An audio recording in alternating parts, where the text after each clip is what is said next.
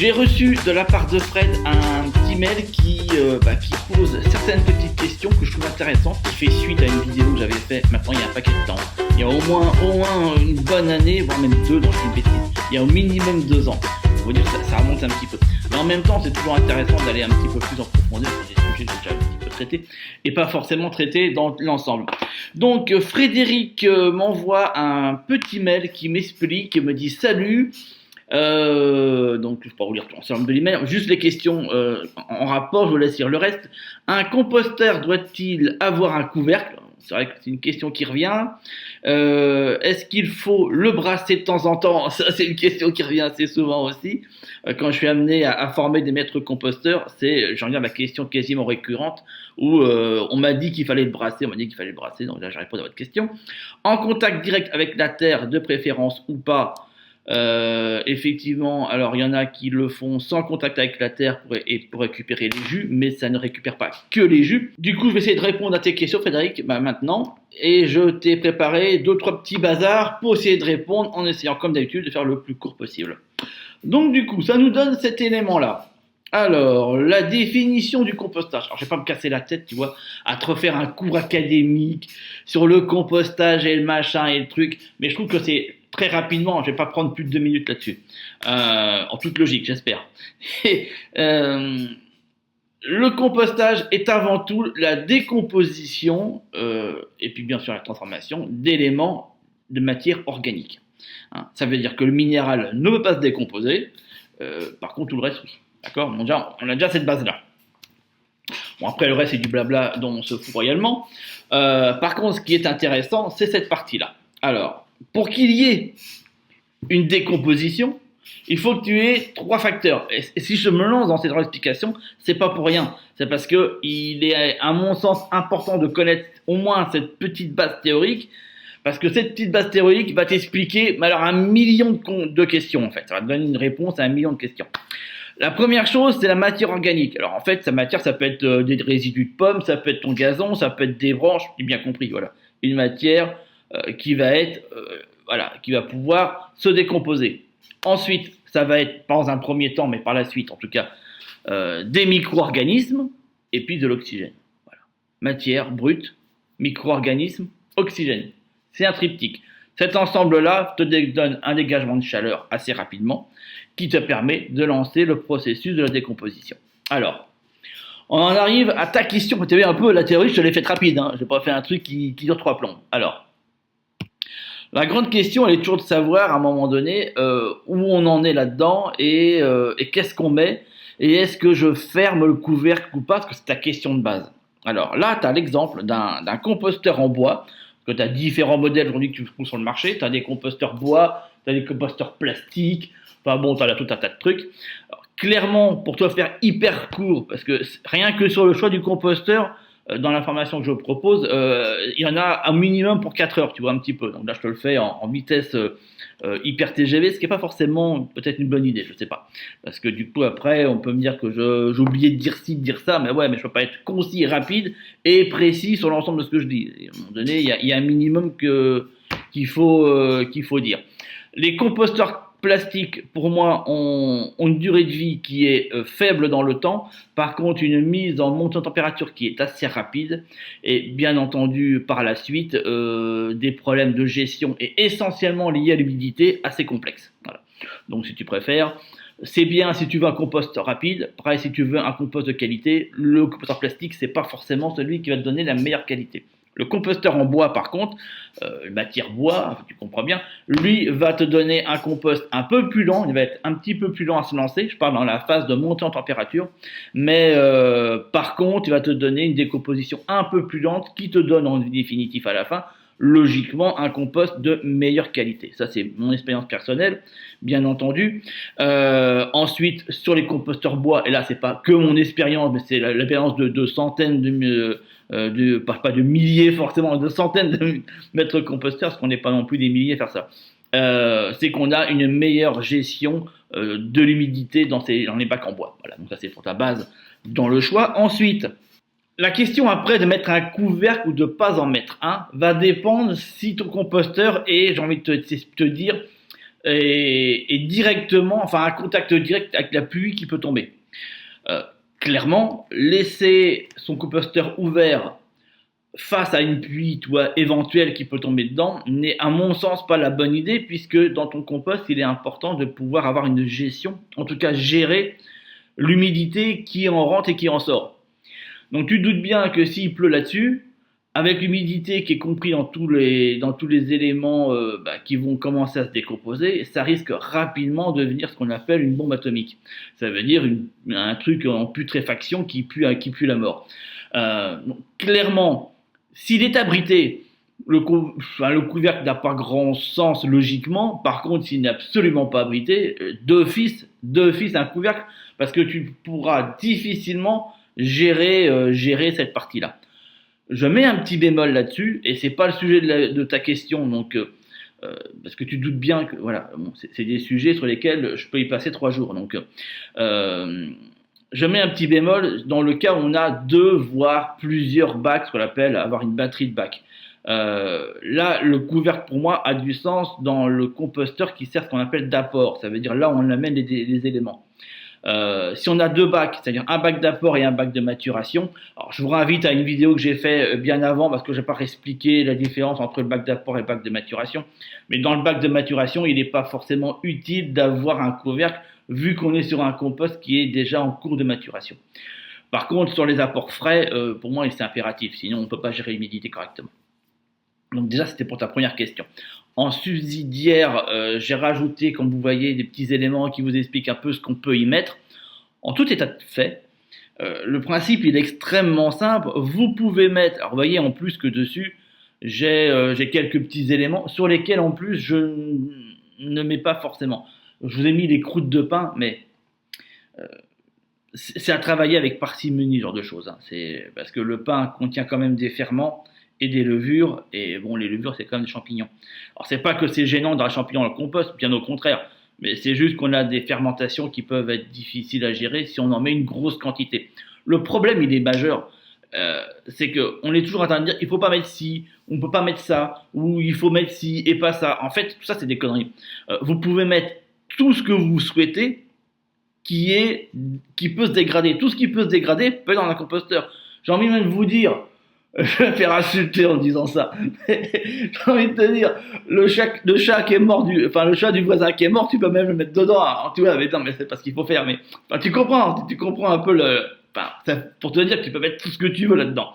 Après, c'est comment tu vas le gérer. C'est ça le problème. C'est pas trop ce que tu y mets. C'est comment tu le gères. Et si tu sais pas trop le gérer, ça vient vite une puanteur et puis un machin où tu peux même plus t'en approcher.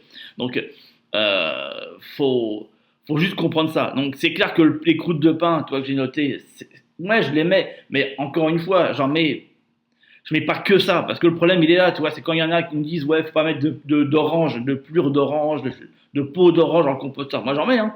Je mets même des citrons, mais encore une fois, il y a une différence entre mettre dans l'ensemble du composteur 2 ou 3, tu vois, plures d'orange, et puis mettre l'intégralité d'un saladier qui va faire la sangria, tu vois, un petit peu l'idée. Donc, tu as 4 kilos d'orange qui est dans le composteur. Forcément, là, ça fout tout en l'air. Enfin, c'est toujours pareil, c'est la quantité qu'on va mettre. Et comme on dit, la pelouse, le gazon qui est tondu, on peut pas le mettre dedans. Si on peut le mettre dedans, mais ça dépend de la quantité qu'on met. Si on met l'intégralité de ces 800 mètres carrés de pelouse qu'on a tondu dans le composteur, oui, on va avoir un problème. Il faut impérativement, à chaque fois que vous mettez quelque chose dans un composteur, faire un mélange préalable. C'est-à-dire qu'on fait un mélange et on essaie que ce mélange soit le plus varié possible. Et c'est cette variété qu'on va mettre dans le composteur. Et en partant de ça, vous pouvez même mettre des croûtes de fromage si vous voulez. Vous pouvez même mettre de la viande si vous voulez. Après, c'est comment vous savez le gérer. Je n'encourage pas forcément à le faire parce que la viande et le fromage, tout ce qui va être d'origine animale, il y a intérêt à avoir une bonne maîtrise de la phase de montée de température que je vais vous expliquer juste après. Donc si on ne maîtrise pas ça, je vous le déconseille à 400% parce que vous allez voir, ça pue la mort. Donc il faut absolument connaître toutes ces phases-là. C'est ce que j'explique dans mes formations. Mais bon, ça ne s'improvise pas, c'est ça que je veux dire. Moi, je fais même des composts de restes de carcasses de poulet, des choses comme ça. Mais encore une fois, ça se maîtrise. C'est des trucs qui s'inventent pas. Bon. Donc ça, c'est le principe. Tout ce qui se décompose peut aller dans un composteur. Et là, pour des choses simples, ça va être les déchets de cuisine d'origine fruits et légumes et les déchets du jardin, essentiellement gazon et feuilles, encore une fois, mélangés. C'est-à-dire qu'on mélange les déchets de cuisine avec un peu de déchets de jardin, et puis cet ensemble-là va aller dans le composteur. Voilà un petit peu le principe, comment il fonctionne. Hein. On est bien et bien là-dessus. Hein. Ensuite, on a un autre facteur qui rentre dessus, ce qui va être le facteur de ce qu'on appelle, pour certains, là où, vous voyez de quoi il s'agit, ça est ce qu'on appelle le rapport carbone-azote, hein, le CN. Bon. Ce principe-là, en fait, il est souvent notifié entre le vert et le brun. C'est ce qu'on dit, faut mettre du vert ou du brun, ou il faut mettre plus de carbone et d'azote. Bon, en définitive, c'est très simple.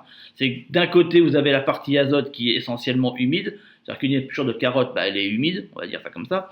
Et puis si vous mettez un mouchoir en papier, il est sec. Enfin, à part si vous mouchez dedans, mais voyez, tu comprends un peu le principe, voilà. Il est sec à la base. Voilà un petit peu. Ce qui est brun, c'est ce qui va être sec, et puis ce qui est vert, c'est ce qui va être humide, voilà.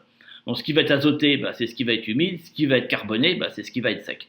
Une fois que tu as compris ça, après ça va être encore une fois, c'est un mélange entre les deux, parce que tu peux pas dans un composteur mettre que du vert ou que du brun, parce qu'à un moment donné, tu as un problème dans l'un des deux cas. Si tu mets que du brun, la décomposition va être extrêmement lente, voire quasi inexistante. Et si tu mets que du vert, tu as à un moment donné, tu as de la puanteur qui arrive, parce que là, tu as une fermentation qui se met en route. Donc, c'est ce rapport-là entre les deux, qui, en toute logique, autour de 30% de matière brune par rapport aux matières vertes. Mais en définitive, tu peux mettre quasiment tout ce que tu veux. Là, je t'ai mis quelques exemples. Tu vois, mouchoir en papier, essuie-tout, sur et compots de bois, journaux, mais tu peux mettre aussi d'autres éléments comme de la paille, comme du foin. Enfin, tu vois, il y a tout un tas de trucs que tu peux mettre. Après, on évite les résineux. J'ai bien dit éviter, ça veut dire qu'il ne faut pas le faire. C'est qu'il faut éviter les résineux en grande quantité parce que la décomposition est beaucoup plus lente, dû à la résine présente dedans. Enfin, tu comprends bien qu'à un moment donné, il y a plein de petits trucs qui viennent s'interposer là-dedans. Mais la base, elle est très simple. C'est d'un côté, tu mets des matières qui vont se décomposer facilement. Là, je te les ai donné, fruits, légumes. Et puis après, c'est un mélange entre sec et humide. Et c'est facile. Ça veut dire d'un côté, si tu as de l'herbe séchée, ça devient quelque chose de sec, donc c'est du brun. Et puis si tu as de la tonte fraîche, j'ai envie de te dire, c'est de l'humide. Voilà, tu as le brun et humide, tu mets 30% de sec, et puis le reste, et puis tu mélanges tout ça, puis ça va au composteur. Et en toute logique, tu obtiens quelque chose de cohérent au bout de 3-4 mois. Alors, le compost, dans une base normale et logique de décomposition, on le voit sur l'image, tu vois, c'est une espèce de fumée qui se met en route là. C'est ce qu'on remarque sur les gros tas. Hein. Si tu as un 400 litres, compte pas avoir ça, hein, parce que tu le verras pas. Ça existe, il est présent, mais c'est trop petit le volume pour le percevoir. Hein. À part s'il caille à mort, mais sinon, c'est complexe. Donc du coup, c'est vraiment sur les gros tas ou les gros tas de fumier que tu vois de la fumée. Mais bon, il faut du litrage, hein. Ça se fait pas avec 100 kilos. En toute logique, tu vas avoir des bactéries. En fin de compte, la fumée, c'est ni plus ni moins ton activité bactériologique. C'est les bactéries qui travaillent, qui en travaillant produisent de la chaleur, en produisant de la chaleur, elles font évaporer l'eau, et ce que tu vois, c'est le vapeur d'eau. Le truc, il est tout bête. Hein. En toute logique, à partir du moment où l'odeur est agréable, et encore, tu as une odeur agréable, j'ai envie de te dire, d'un individu à un autre, ça peut varier. Mais bon, moi je vais dire, une odeur agréable, on est sur une décomposition classique, dite aérobie. Voilà. Bon. Par contre, si tu passes devant et que là tu commences à sentir le mort, ou je peux te reprendre l'idée du chat du voisin, tu vois, on se demande si c'est pas coincé dedans, là c'est qu'il y a un souci. Et là, c'est pas des bactéries aérobies qui s'utilisent, tu vois, qui sont en fonction, mais plutôt des bactéries anaérobies. Donc c'est celles qui n'ont pas besoin d'air pour pouvoir fonctionner. Et c'est ça qui fait l'odeur en fait, tu vois, tu comprends bien. Donc, faut bien comprendre que si tu veux enlever l'odeur, vu que c'est des bactéries anaérobies qui fonctionnent sans air, qui sont développées, en toute logique, si tu remets de l'oxygène, tu tues les anaérobies et tu repermets aux aérobies, celles qui ont besoin d'air, je pense que tu vas me suivre, hein, à pouvoir se recréer. En définitive, tu vas éliminer une partie des bactéries qui créent la mauvaise odeur pour pouvoir redévelopper celles qui, en toute logique, font une odeur acceptable. Voilà. Moi, je vais dire le mot acceptable. Moi, pas dire agréable, mais acceptable. Voilà un petit peu. Donc, l'idée du brassage, parce que j'arrive à ta deuxième question, l'idée du brassage. Est-ce qu'il est important de faire un brassage ou pas? Si tu fais un brassage continu, c'est très simple, surtout, et tu vas le voir dans ce que je vais t'expliquer juste après, tu passes ton temps à rester sur la phase 1, parce que ta décomposition, il y a 4 phases. Et si tu passes ton temps à brasser, alors, je te montre la scène, hein, tu as ton seau avec tes bazars dedans, tu vas le vider dans ton composteur, tu brasses un coup. Le lendemain, tu reprends ton seau, tu le remets et tu rebrasses encore un coup. Bon, en définitive, à chaque fois, tu tues les bactéries. Le fait de brasser en permanence fait que ça écarte les bactéries. Majoritairement, si elles prennent un coup de froid, autant dire qu'elles vont y rester. Et du coup, ta phase de montée en température se dégringole à chaque fois. Donc, tu as une espèce d'ascenseur perpétuel qui se fait, avec un risque en plus de tassement à un moment donné, ce qui ne loupe pas généralement, sur certaines parties de l'ensemble du composteur, ce qui va, en toute logique, permettre le développement des bactéries qui puent. Donc, tu as des endroits où ça pue, des endroits où ça sent bon, puis des endroits où tu as le sentiment que rien se décompose. C'est très simple, c'est parce que le brassage se fait. Alors, pour répondre à... Là, toi, je t'ai expliqué la raison de ce bazar-là. Maintenant, faut-il brasser ou pas? Je te dis clairement, quand tu mets ton seau, quand tu fais ton apport, ce qu'on appelle après tu mets un seau, ce que tu veux, mais quand tu fais ton apport d'éléments à mettre dans le composteur, tu fais un très léger brassage en surface, et uniquement en surface, et jamais en profondeur. C'est-à-dire que tu vas, je vais te dire une fois de plus, mélanger le sec avec l'humide. Voilà. Et c'est que ça. En fait, le brassage n'a qu'un seul intérêt, c'est de brasser l'humidité avec les parties qui sont sèches, pour que ça fasse un agglomérat, et que cet agglomérat puisse permettre d'avoir autour de 60 à 80% d'humidité. Voilà un petit peu l'idée, mais pas plus. Hein. Et c'est tout, c'est la seule fonction qu'a le brassage. Le brassage, si tu pars dans l'idée d'enfoncer le pieu dans l'intégralité de tes 800 litres de compost et de brasser les 800 litres de compost, tu n'en sortiras jamais. Déjà, bon, à part le fait que ça fait des biscottos, mais bon, hormis ça, ça n'a pas de sens, hormis le fait que ça casse à chaque fois le circuit. Donc, c'est pas ce qui est à conseiller. Donc, on en arrive à cette question-là. 1.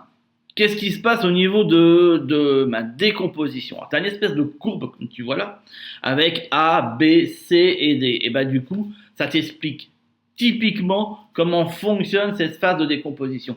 Parce que tout le secret du compost, il est là. Faut pas trop chercher. Tout le secret du compost, il est dans la première phase. Si tu as foiré ta première phase, le reste, ça va pas donner grand chose d'intéressant. Enfin, ça va faire quelque chose, mais bon, ça va pas être top. Hein. C'est vraiment la première phase qui va faire, j'ai envie de te dire, la qualité de ton compost. Donc, je te rappelle, pour mémoire, tu vois, la qualité du compost, c'est le fait de mettre un maximum de variétés différentes de matériaux. Je ne fais pas un matériau unique que j'amène dedans, mais j'essaie de mélanger un maximum de matériaux différents pour avoir une certaine richesse. On a le même principe que pour le jardin. Hein. Quand on fait un potager, on fait une association de légumes dans le but d'avoir une variété et une diversité. Là, on fait la même chose dans le compost. Hein. Il n'y a pas de raison qu'on ferait différemment. Donc on va mélanger un petit peu de feuilles, un petit peu de gazon, avec un petit peu d'épluchure de la cuisine, avec un petit peu de branchage très fin, avec un petit peu de coquille d'œuf, avec un petit peu avec un petit peu, pourquoi pas, de papier ou de carton, pourquoi pas un peu de sucre. Enfin, tu comprends, voilà. Un peu de tout ce que je peux avoir, que j'ai réuni, que tu peux avoir en grande quantité dans différents sacs. D'ailleurs, moi, c'est ce que j'ai. J'ai des sacs avec du carton, j'ai des sacs avec de la sûre, j'ai des sacs. Enfin, tu comprends, voilà, j'ai différents. Et après, je fais mes mélanges directement. Généralement, je les fais dans le seau, mes mélanges. Comme ça va plus vite. Et qui fait que j'ai pas à brasser après. Le brassage, je prends mon seau, je le secoue, et le brassage, il est fait. J'ai pas besoin de le refaire dans le composteur. Donc, diversité à la base. À partir du moment où tu as fait une réelle diversité, tu vois la phase numéro 1 qui s'appelle A. Tu as alors c'est très variable, c'est entre 0, je te donne 0 parce que ça c'est comme ça, mais bon, en pratique c'est pas 0. Entre 0 et, j'ai envie de te dire 48 heures, tu as une montée significative en température. Ça veut dire que c'est pas genre, tu montes de 2 degrés. C'est-à-dire que tu vas monter de la température ambiante dans laquelle tu es, alors ça, après c'est en plein hiver, voilà, mais si tu es, j'ai envie de dire, en été, tu es entre 18, 19, 20 degrés, tu vas monter de 20 degrés à 60 degrés. Voire même beaucoup plus dans certains éléments compostés, tels que le fumier de cheval, tu peux même monter au-dessus de 60 degrés. Mais là, en toute logique, tu vas monter 60, 70 ou 70, tu vois, voilà, bon, ça va être variable. Bon, des fois même c'est 50, mais c'est pas grave. Il faut que tu aies quand même, malgré tout, une bonne montée en température. Quelque chose de vraiment significatif. Quand tu poses ta main, tu dois sentir la chaleur. Ça, c'est le truc inévitable.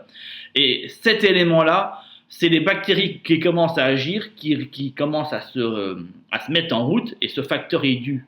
Là, on a la phase micro-organisme, elle est due au fait qu'il y a de l'humidité qui est présente et au fait que j'ai de la matière. Matière, humidité, oxygène, mes micro-organismes se mettent en route. S'il me manque un facteur parmi les trois, c'est foutu. Si j'ai pas de matière, j'aurai pas. Si j'ai pas d'humidité, tu comprends bien un peu l'idée. Si j'ai pas d'humidité, mes bactéries, elles se mettront pas en route. Donc, ça veut dire que si je mets une matière qui est beaucoup trop sèche, bah, le truc il débarquera pas. Par contre, à l'inverse, s'il y a beaucoup trop d'humidité, là, je vais avoir nettement moins d'air parce que j'aurai trop de molécules d'eau et moins de molécules d'air. Après, là, je te rentre dans de la chimie, tu vois. Mais malgré tout, si j'ai trop d'eau, eh ben, les bactéries, elles vont y avoir lieu, mais c'est les autres, celles qui puent, qui arriveront. Et c'est pas celles que tu cherches. Donc, c'est vraiment un bon ratio d'humidité. En règle générale, quand tu prends ton compost et que tu le sers, si tu as de l'eau qui s'en sort, genre comme une éponge que tu n'as pas essorée, c'est qu'il y a trop d'eau. Ton compost doit être l'équivalent d'une éponge que tu aurais essorée, tu vois, un petit peu humide, mais tu as une goutte ou deux qui sort quand tu le presses. Si c'est pas le cas, c'est que c'est trop humide. C'est la petite technique que je vous donne. Donc la base de température, 48 heures à peu près, et ça peut durer comme ça pendant un bon paquet de temps. Bah, en fait, tant que tu as de la matière, que les bactéries vont pouvoir se nourrir. Et là, ça va être très variable. Selon le type de composteur, selon tes techniques, etc. Moi, je peux faire des montées de température qui durent 15 jours, et puis après, j'ai une fracture dedans. Il y en a, en toute logique, elles vont durer entre 2 mois et 3. Voilà, 2, 3, voire 4. Logiquement, 3 mois. Tu as à peu près pour 3 mois à avoir cette marge. Alors, du coup, dans cette idée, c'est à partir du moment où tu mets un élément, et puis tu t'arrêtes là. Mais comme tu vas en remettre régulièrement, bah, tu as bien compris que cette montée en température, tu l'auras régulièrement. À chaque fois que tu remets un seau dans ton composteur, bah, tu renclenches un nouveau cycle. Après, tu as celui d'en dessous qui va se refroidir. Et celui du dessous qui va être complètement froid. Tu comprends, c'est des phases en fait. Bon. Et au bout de ces 3 mois, eh ben, tu as cet rabaissement dans la température. C'est justement à ce moment-là que l'on dit qu'il faut, quand on a plusieurs bacs, prendre le compost du bac d'apport et le mettre dans le bac de maturation. C'est à ce moment-là qu'on le fait. Parce qu'on va avoir une autre catégorie de micro-organismes qui vont se mettre en route. C'est plus les mêmes. Quand tu as les bactéries, tu n'as pas de verre. Parce qu'il y en a qui vont écrire des choses en me disant comment ça se fait, Denis, que j'ai pas de verre quand mon compost il est chaud. Bah, c'est logique. Si tu as des verres, ils vont cramer, ils vont fondre. 60 degrés, il n'y a rien qui ressort. Enfin, il n'y a aucune bête qui va aller se foutre là-dedans. Enfin, à part les orvets, et encore, ils vont pas au milieu, ils vont sur les côtés, tu vois, parce que bon. Mais il n'y a pas de micro-organismes au moment où on est dans le pic de chaleur. C'est pas possible, il y a tout qui crame. Par contre, ils apparaissent au moment où ça descend. Donc, au bout de 3 mois, quand tu n'as plus de matière qui peuvent nourrir les bactéries, toutes les bactéries elles meurent. Et là, tu vois commencer à apparaître toutes les autres bestioles, type Colembol, Protou, voilà, les Eusenia, c'est les vers rouges, enfin bon, toutes ces conneries-là qui vont commencer à arriver et vont finir la décomposition de ton compost qui sera prêt en toute logique au bout de 6 à 8 mois. Voilà. Comme ça, au moins, tu as l'ensemble du processus. Donc, le brassage, il se fait en surface et jamais en profondeur. Tu as bien compris pourquoi. Bah, si tu commences à brasser, ta courbe, au moment où elle monte, elle redescend. Bah, en fin de compte, elle passe son temps à ça. Donc, il faut vraiment permettre à cette courbe de monter réellement en température pour que les bactéries puissent faire leur premier travail de digestion, ce qui permettra à la deuxième famille, donc les micro-organismes, de pouvoir finir le travail. Si la première phase n'a pas eu lieu, les vers et tous les autres bestioles ne pourront jamais rien faire. Elles n'ont pas de dents, donc il faut quand même que le truc il soit un peu digéré. Ensuite, on en arrive à ta dernière question. Est-ce que l'on met ça en contact direct avec le sol ou est-ce que l'on met ça sur une dalle en béton, bien isolée du sol, et puis éventuellement on récupère les jus quand on les récupère? Alors, ce sont deux techniques complètement différentes, qui ont un résultat en plus souvent spécifique. C'est-à-dire que si on met un composteur hors sol, c'est qu'on a besoin d'avoir un certain résultat, et quand on le met en contact avec la terre, c'est qu'on va chercher à avoir un autre résultat. Donc si tu préfères, c'est deux techniques différentes. Avoir chez toi, qu'est-ce que tu souhaites faire parmi tout ça? Sache que néanmoins, qu'un compost qui est mal fait, quand je dis mal fait, ça veut dire qu'on n'a pas fait les montées de température correctes. On a fait des mauvais mélanges dès le départ.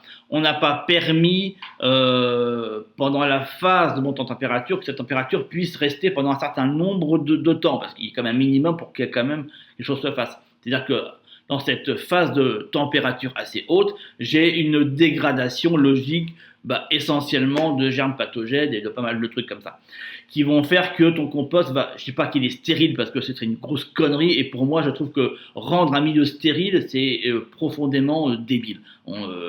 Les bactéries font partie du vivant, on en a tous et c'est important de vivre avec, et je crois qu'il faut arrêter avec cette idée pastorale de penser que tout doit être stérile et on doit vivre dans un monde stérile. Clairement, pour moi, le milieu stérile est un non-sens complet. Mais malgré tout, il y a certains germes qui sont comme nécessaires d'éliminer dès la base.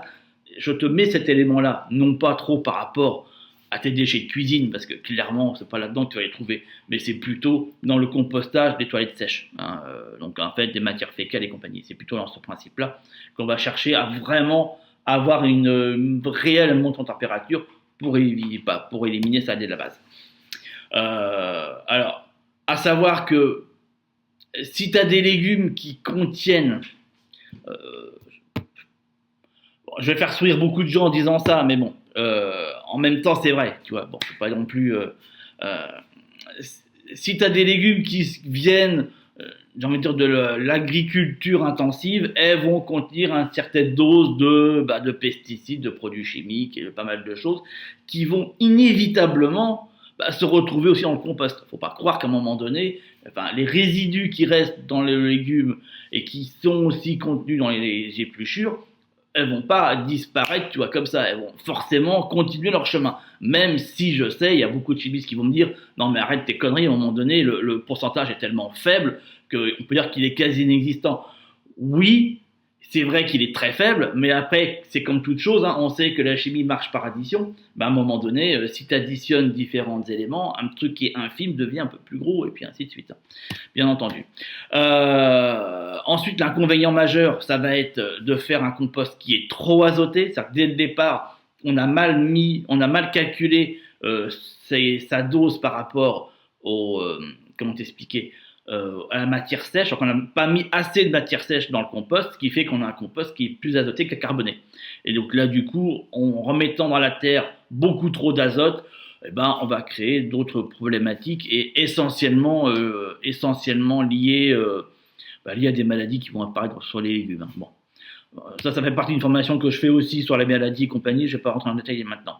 Et donc du coup, voilà, comme je te disais, les résidus de pesticides, de métaux, etc. Donc, c'est vraiment... faut bien comprendre, tu vois, le principe de base qui est que tout ce qu'on a dans le composteur, à un moment donné, il reste, il existe. Et puis, il ne va pas disparaître par magie. Bon, bref. C'est toujours des sujets, je sais, très tabous, très à discussion, très à polémique. On est dans un pays où on aime bien polémiquer. Bon, bref. Polémiquons, c'est pas dramatique. Moi, ça me pose pas de souci de polémiquer sur les choses. Mais malgré tout, le système fonctionne ainsi. Là, je termine les phases par rapport au compostage. Sur le bac d'apport, qui va être un compost dit jeune, qu'on laisse à peu près 3 mois. Et puis après, le bac de maturation sur lequel on met le compost qui a un peu plus de 3 mois et qu'on laisse en règle générale entre 6 et 8, voire 1 an, voire beaucoup plus pour les composts de toilettes sèches. Alors, pour ta question de savoir si à un moment donné on met hors sol ou pas, ça va dépendre, là je te l'ai montré dans la dernière phase, ça va dépendre de la nature de ce que tu vas amener. Est-ce qu'il y a un risque de pollution de ton sol et de ton sous-sol sur les matières que tu vas amener? Voilà, en fait, la question, elle est là. Et s'il y a un risque concret, je sais que je suis parti pour des commentaires de fou pendant des semaines encore, mais tant pis. S'il y a des risques concrets de pollution de ton sol ou de ton sous-sol, effectivement, tu vas travailler sur une dalle. Et c'est ce que font la plupart des agriculteurs, puisque c'est une obligation légale. Bon. Quand ils mettent leur lisier de vache et compagnie, ils ne peuvent plus mettre ça à même le sol et on est obligé d'avoir une dalle. Donc, après, il n'y a pas personne qui vient te voir chez toi pour te dire mettre une amende parce que tu ne l'as pas fait, tu comprends. Mais c'est essentiellement pour ça. C'est pour ça qu'en règle générale, tout ce qui est lié aux toilettes sèches, on le fait sur une dalle et on le met hors sol. Mais sur la phase, tu as bien compris, sur la phase primaire de décomposition, ça veut dire là où agissent les bactéries. Ça veut dire maximum 3 mois. Après, pour que ton compost passe de jeune à mûr, à mûr, Là, c'est obligatoire qu'il y ait un contact avec la terre. C'est pas possible de le laisser parce que tes vers et tous tes micro-organismes, ils vont pas traverser le béton, faut pas déconner. Enfin, tu vois, et puis ils vont pas passer sur les côtés non plus. Enfin, c'est ridicule. Tu vois, il y a besoin qu'il y ait impérativement un contact avec la terre. Mais ce contact-là est impératif uniquement pour la dernière phase. Pour la première phase, tu peux la faire hors sol. Il y a même, moi j'ai installé des gros composteurs dans des lycées pour les cantines scolaires. Et c'est carrément des cylindres qui sont mis dans des caves. Enfin, il n'y a aucun contact avec le sol, il n'y a plus rien. C'est dans les caves, le truc qui rentre d'un côté, et de l'autre côté, tu as un compost qui sort. Bon, c'est un compost qui est jeune, c'est pas après, il faut le mettre dans des bacs à l'extérieur pour qu'il puisse se maturer. Mais la décomposition, elle s'est faite. Là, c'est carrément un aérobie. C'est un truc, on voit 8-10 jours, tu as un truc qui sort de l'autre côté. Mais ce que je veux dire, c'est que ta décomposition, elle va se faire. Les bactéries n'ont pas besoin de sol pour se mettre en action. Même dans ton seau, elles se mettront en action, tu comprends. Après, dans la phase où les micro-organismes tels que les Eusenia, donc les vers rouges ou les colemboles, et toutes les bestioles qui ont besoin de travailler sur ce compost et puis de s'en nourrir, là, c'est impératif qu'il y ait un contact avec le sol. Mais pas dans la première phase, dans la deuxième. Voilà un petit peu. Écoute, j'espère que j'ai répondu à toutes ces questions. C'est un sujet qui est tellement vaste, le compostage, que je crois que je ferai 30 vidéos dessus, que j'aurais même pas encore répondu à la moitié de ce qu'il y a à dire dessus. Là, je t'ai fait un truc, j'espère, le plus court possible, en essayant de te donner, comme à chaque fois, un maximum d'informations. Et puis, comme à chaque fois, en relevant une tonne de polémiques autour, mais c'est pas grave. Après, je referai des vidéos en expliquant, en argumentant par rapport au fait de ce que j'ai dit, par rapport à ce que... Parce que je sais que sur les toilettes sèches, il y a pas mal de gens qui ont fait des commentaires dessus me disant que c'était pas possible ou je sais pas quoi. Bon bref, je sais plus trop le machin, mais bon, après, on peut dire ce qu'on veut. Après, il y a les tests cliniques qui restent là. Quand on fait les tests de compost, parce qu'on a une obligation au niveau du compost, je parle au niveau des batteries de compost, quand on fait de la grosse quantité, une obligation, les résidus, on les trouve dans les résultats chimiques. Alors, on peut dire ce qu'on veut. À un moment donné, ils sont présents. Voilà, si toi aussi tu as envie de faire partie de cette rubrique, juste en dessous tu as dans le commentaire un lien, tu cliques dessus, tu remplis un petit formulaire et puis je t'appelle ou on s'arrange entre nous et puis je réponds à tes questions. Je te rappelle que toujours en description au-dessus et en dessous tu as une vidéo de formation gratuite qui t'attend. Il y a juste un formulaire à remplir et tu la reçois par mail. Sinon, lâche-moi un gros pouce bleu si cette vidéo t'a plu. Et puis, comme d'habitude, ta liberté, elle t'appartient. Ciao.